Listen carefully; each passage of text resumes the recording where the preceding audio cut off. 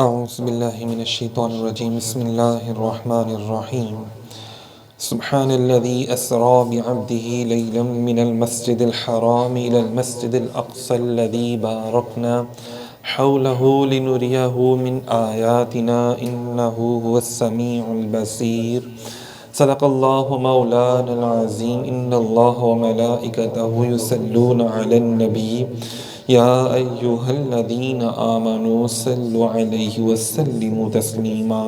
محبت سے پڑھیے گا الصلاۃ والسلام علیک یا سیدی یا رسول اللہ وعلى آلك وأصحابك يا حبيب الله الصلاة والسلام عليك يا صاحب التاج والمعراج والبراق والعلم الصلاة والسلام عليك يا رحمة للعالمين يا خاتم النبيين يا شفيع المذنبين۔ سر لامکاں سے طلب ہوئی سوئے منتہا وہ چلے نبی، سر لامکاں سے طلب ہوئی سوئے منتہا وہ چلے نبی، سر منتہا بھی کہاں رکے سوئے لامکاں وہ چلے نبی، کوئی حد ہے ان کے عروج کی بلغ العلا بے کمالہ بلغ العلا بے کمالہ۔ سامعین محترم، 27ویں رجب کی رات ہے تو محبوب کا بلاوا آ گیا۔ دیکھیں کتنی بڑی بات ہے کہ اللہ رب العزت نے اپنے محبوب کو اپنے پاس بلا کر بے پردہ زیارت عطا فرمائی، اپنا دیدار عطا فرمایا۔ کسی شاعر نے کیا خوب کہا کہ ابن یعقوب کو اللہ نے صورت بخشی، ید بیضا کی کلیم اللہ کو نعمت بخشی، ہر کسی کو کوئی عزت کوئی دولت بخشی، پر میرے سرکار کو بے پردہ زیارت بخشی، پر میرے اور آپ کے سرکار کو بے پردہ زیارت بخشی۔ سامعین محترم، سبحان الذی اسری بعبدہ، کہ پاک ہے وہ ذات۔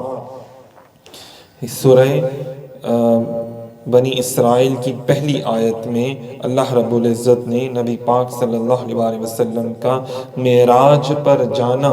بیان فرمایا، اور سورہ نجم میں اللہ رب العزت نے محبوب کا واپس تشریف لانا وہ بیان فرمایا، اور اپنے ساتھ ملاقات کا احوال خود رب نے بیان فرمایا۔ اور آیت کی شروعات جو ہے وہ سبحان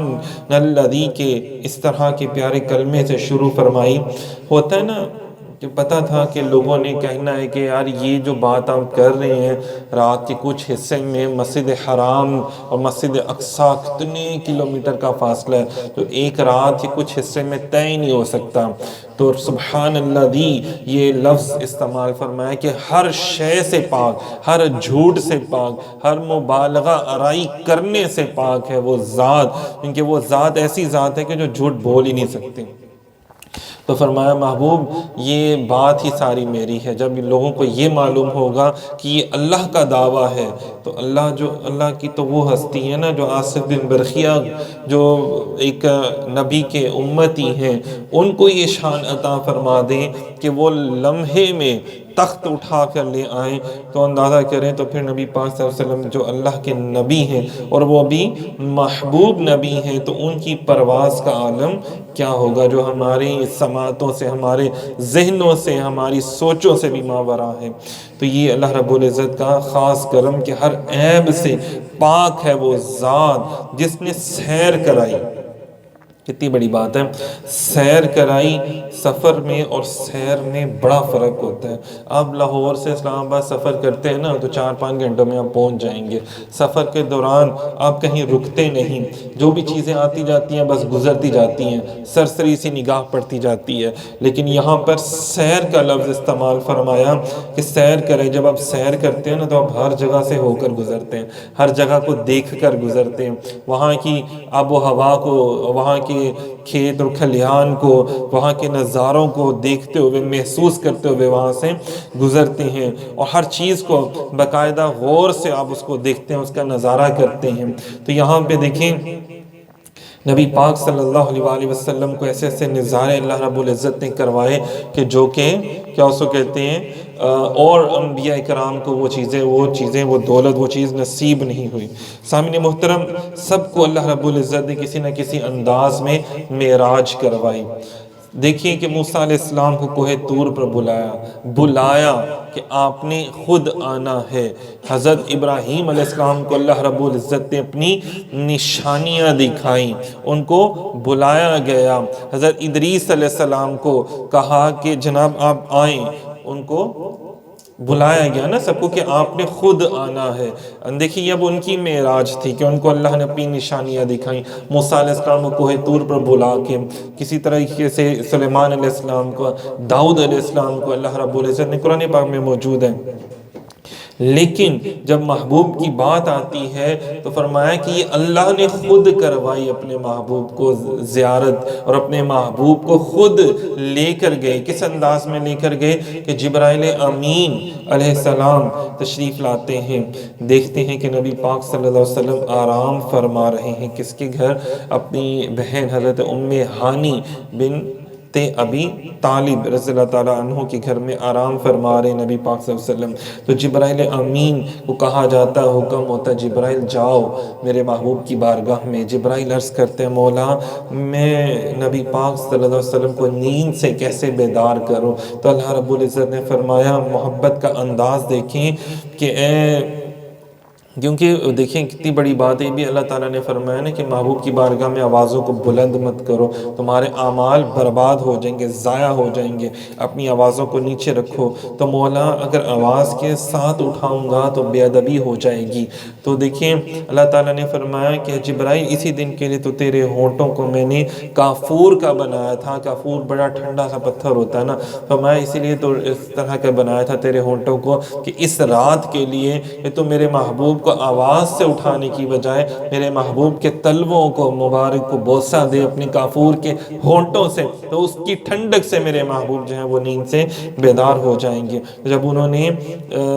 بوسہ دیا نبی پاک صلی اللہ علیہ وسلم کے قدمین مبارک کو، شاعر نے کیا خوب کہا کہ تیری معراج کے تو جانے کہاں تک پہنچا، میری معراج کے میں آپ کے قدم تک پہنچا۔ تو یہ جبرائیل کی معراج تھی کہ جبرائیل پہنچے رسول خدا صلی اللہ علیہ وسلم کی بارگاہ میں اور آپ کے قدموں کو بوسہ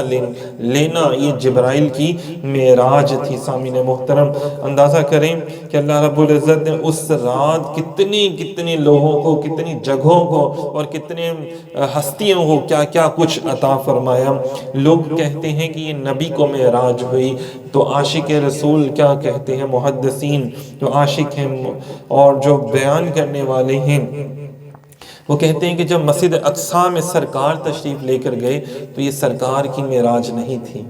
یہ مسجد اقصیٰ کی معراج تھی۔ اندازہ کریں براق پر تشریف لے کر گئے تو یہ براق کی معراج تھی کہ براق بھی جب وجد میں آ گیا نا، جب اس نے دیکھا کہ سید الانبیاء، امام الانبیاء، خاتم الانبیاء مجھ پر سواری کریں گے، تو وہ بھی اس لطف اور کیف کی حالت میں وجد میں آ گیا۔ تو جبرائیل امین نے اس کو کہا کہ بھئی ٹھہر جاؤ، یہ مسرت کا عالم ہے۔ اس نے کہا کہ یہ مسرت کا عالم ہے، مجھے جھوم لینے دو کہ مجھ پر آج اللہ کے محبوب تشریف لا رہے ہیں۔ سامعین محترم فرشتوں کے جھرمٹ میں نبی پاک صلی اللہ علیہ وسلم نے پھر مسجد الحرام سے مسجد اقصیٰ کا سفر کیا،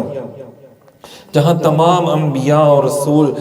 استقبال کے لیے پہلے ہی حاضر ہیں، درود و سلام کے گجرے پیش کیے جا رہے ہیں۔ تمام انبیاء اور ملائکہ مقتدی بنے کھڑے ہیں، پیچھے صف بستہ کھڑے ہو گئے۔ نبی پاک صلی اللہ علیہ وسلم نے امامت فرمائی۔ اندازہ کریں کیسی نماز ہوگی کہ نماز اقصیٰ میں تھا یہی سر کے آیا ہوں معنی اول و آخر، کہ دست بستہ ہے پیچھے حاضر جو سلطنت پہلے کر گئے تھے، کہ وہ ہستیاں تھیں جو یہاں پہ موجود تھے کہ جنہوں نے اپنے دور میں سلطنت کی، بادشاہت کی، نبوت کا پیغام پہنچایا۔ سامعین محترم تمام انبیاء نے اپنے اپنے انداز میں بیان فرمایا، لیکن پھر جب نبی پاک صلی اللہ علیہ وسلم نے بیان فرمایا تو سب اپنی گردنوں کو جھکا کر حضور کا بیان سماعت فرما رہے تھے۔ اس دن سب نے حضور علیہ الصلوۃ والسلام کا نظارہ کیا، آپ کا دیدار فرمایا مسجد اقصیٰ میں، اور یہ مسجد اقصیٰ کی معراج تھی۔ اس کے بعد وہاں سے نبی پاک صلی اللہ علیہ وسلم، معراج کہتے ہیں سیڑھی کو، بلندی کو، تو روایات میں آتا ہے، تبیان القرآن میں بیان فرمایا کہ سیڑھی، اور وہ سیڑھی ایسی تھی کہ وہ اللہ ہی اس کو بہتر جانتا اس کے معاملات، جیسے براق کی رفتار تھی نا کہ جہاں نگاہ جاتی ہے وہاں پہ براق کا اگلا قدم جاتا ہے، اسی طرح اس سیڑھی کی بھی ایک اللہ تعالیٰ نے اونچائی رکھی ہوئی تھی۔ کچھ کہتے ہیں کہ 8 سیڑھیاں تھیں، کسی روایات میں 7 سیڑھیوں کا بھی بیان آیا ہے، تو مختلف روایات ہیں۔ بہرحال وہ سیڑھی تھی کہ جس پہ آپ تشریف لے کر گئے پہلے آسمان پر،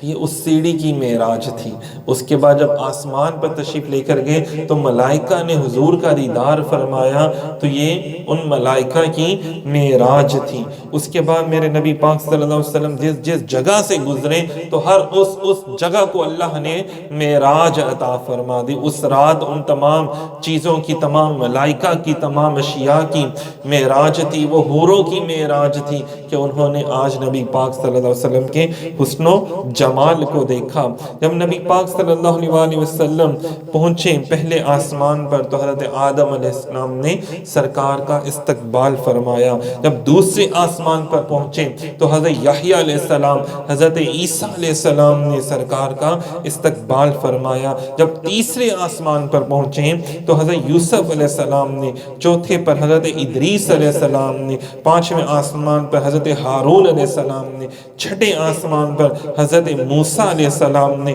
اور ساتویں آسمان پر حضرت ابراہیم علیہ السلام نے سرکار کی زیارت فرمائی اور حضور کا استقبال فرمایا۔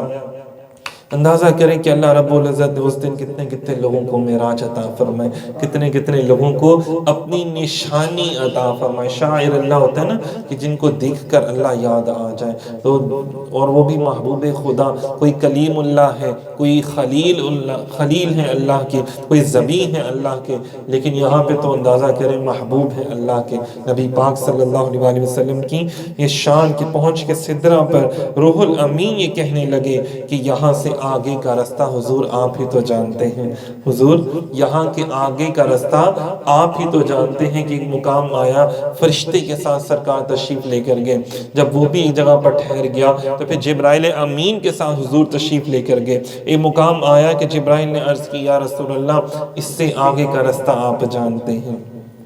اس سے بھی آگے کا رستہ آپ جانتے ہیں۔ تو سامعین محترم ذرا غور فرمائیں کہ جبرائیل امین کی اس ٹائم کیا کیفیت ہوگی۔ تو جو کہتے تھے کہ یار کائنات تو چھوٹی ہے،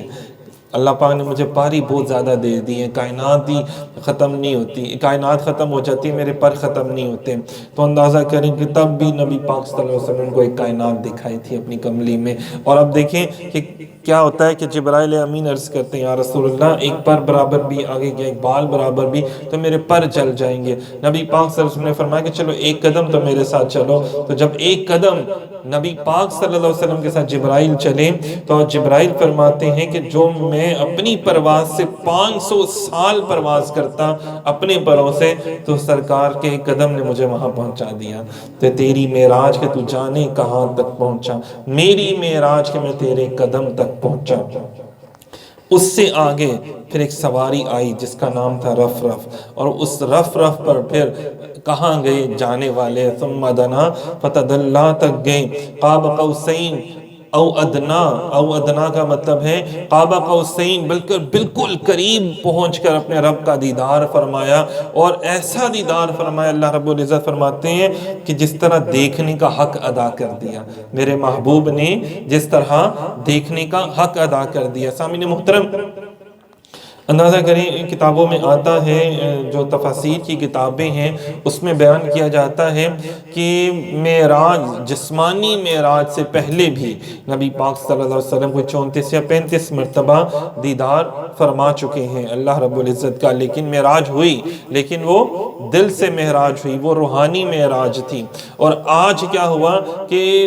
آنکھوں نے جو دیکھا تو دل نے بھی اس کی تصدیق فرمائی، کیونکہ دل نے کہا نا کہ یہ تو میں بہت مرتبہ یہ دیدار کر چکا ہوں، یہ تمام نظارے میں پہلے بھی دیکھ چکا ہوں، ہاں اے آنکھ جو تو نے آج دیکھا وہ تو صحیح دیکھ رہی ہے، بالکل سچ دیکھ رہی ہے، کیونکہ اس وقت دیدار کیسے ہوا نبی پاک صلی اللہ علیہ وسلم کو کہ نفس کی بھی معراج تھی، حضور کی آنکھوں کی بھی معراج تھی، حضور کے اخفا اور تمام لطائف کو اللہ رب العزت نے اس رات جو ہے وہ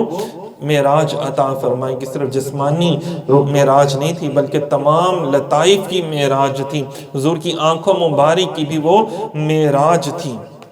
کہ اللہ رب العزت نے اپنے محبوب کو بے پردہ زیارت عطا فرمائی، اور اس پہ جو گفتگو ہوئی وہ اللہ جانتا ہے اور اس کا محبوب بہتر جانتا ہے۔ سامعین محترم، بڑی پیاری بات ہے کہ جب ہمیں بھی حکم ہے کہ جب کوئی پریشان ہو، غم زدہ ہو، تو جا کے اس کا غم بانٹو، اس کے ساتھ ایسی گفتگو کرو کہ اس کا غم ہلکا ہو جائے، ایک دوسرے کی مدد کرو۔ تو یہاں پہ دیکھیں کہ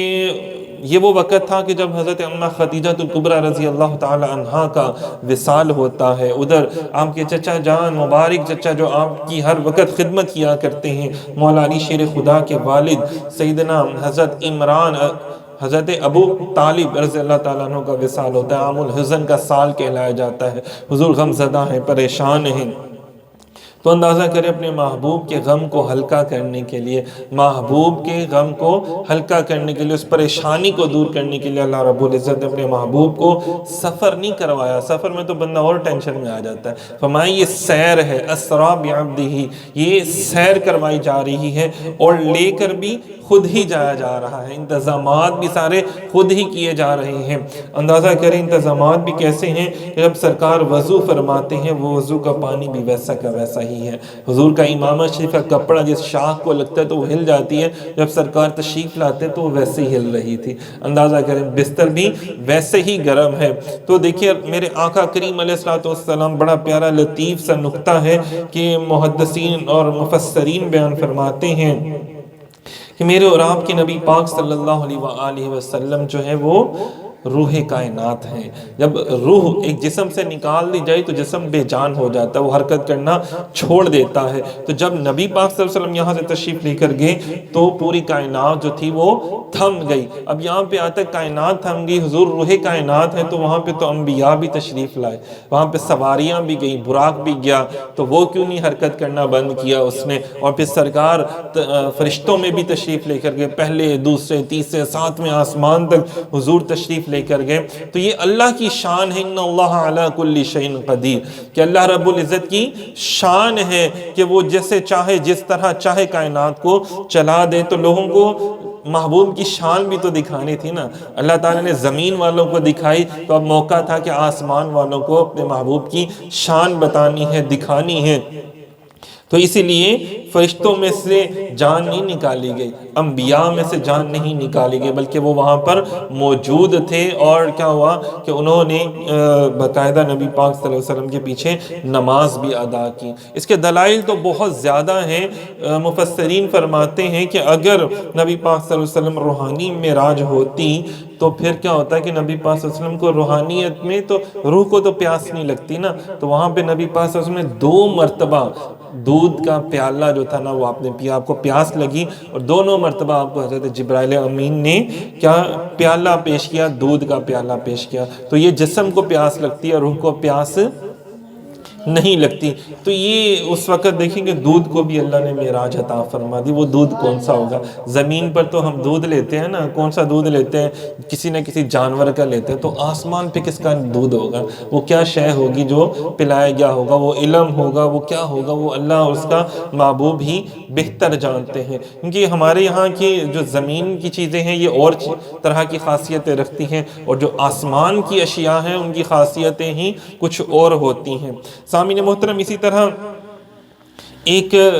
روحانیت کے حوالے سے دیکھا جائے کہ جب سرکار زمین پر تھے تو زمین کا سارا علم اللہ نے اپنے محبوب کو عطا فرما دیا۔ جب آپ جب آسمانوں پر گئے تو جیسے جیسے جس آسمان سے گزرتے جاتے تھے، تشریف لے کر جاتے تھے، تو اللہ تعالیٰ اس آسمان کا تمام علوم حضور کو عطا فرماتے چلے جاتے تھے، پہلے آسمان سے، پھر دوسرے آسمان پہ جب گئے تو تمام علم عطا فرما دیا، پھر تیسرے آسمان پہ تشریف لے کر گئے، پھر تمام تمام علم عطا فرما دیا گیا، پھر چوتھے آسمان، پانچویں، ساتویں آسمان پر، پھر آپ اندازہ کریں سرکار عالم امر سے بھی اوپر تشریف لے کر گئے۔ اب فرمایا گیا قُلِ الرُّوحُ مِنْ أَمْرِ رَبِّي، اے محبوب آپ سے روح کے متعلق سوال کرتے ہیں تو آپ بیان فرما دیں کہ یہ آپ کے رب کا امر ہے۔ عالم ارواح سے بھی اوپر سرکار تشریف لے کر گئے، تو میرے آقا کو عالم ارواح کا بھی تمام علم عطا فرمایا گیا، عالم امر کا بھی تمام علم عطا فرمایا گیا، اور پھر حضور علیہ السلام کو اللہ رب العزت نے اپنی صفات کی، اپنی تجلیات کے نور سے بھی گزارا، تو اندازہ کریں کیا کیا علم عطا ہوا ہوگا اور کیا کیا شانیں عطا ہوئی ہوں گی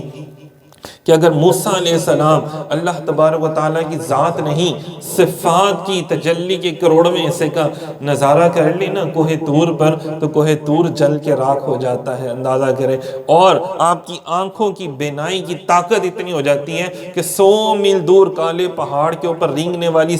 کالے رنگ کی کیڑی کو بھی آپ دیکھ لیتے ہیں اپنی نگاہ نبوت سے۔ کون؟ موسیٰ کلیم اللہ علیہ السلام۔ اندازہ کریں اتنی شان عطا ہو جاتی ہے صفات کے نور کو دیکھ کر، اور میرے نبی پاک صلی اللہ علیہ وآلہ وسلم نے تو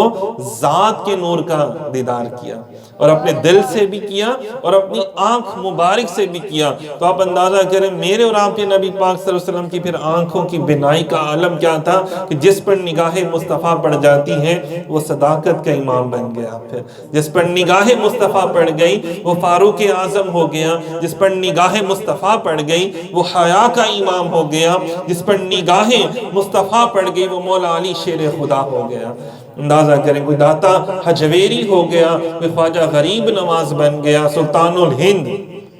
اور کوئی غوث الورا بن گیا۔ تو جس پر نگاہ مصطفیٰ پڑ جائے، بلکہ جس پر نگاہ مصطفیٰ پڑ جائے اس کو اللہ یہ مقام عطا کر دیتا ہے کہ وہ 90 لاکھ لوگوں کو کلمہ پڑھا لیتا ہے۔ اللہ اس کو اتنا مقام عطا کر دیتا ہے کہ حضور کے غلاموں کی شانیں اتنی بڑھا دی جاتی ہیں، تو ذرا غور کریں جن کے غلام چاہیں تو اشاروں سے کایا ہی پلٹ دے دنیا کی، یہ شان ہے ان کے